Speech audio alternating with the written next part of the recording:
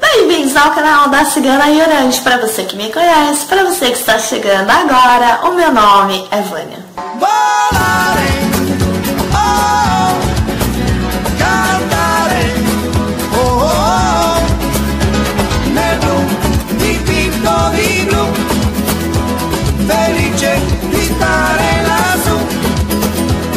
Hoje eu vou estar ensinando para vocês um banho para estar quebrando maldição.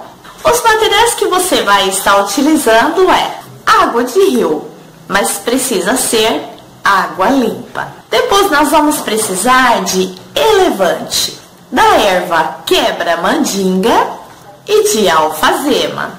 Você vai precisar também de água benta.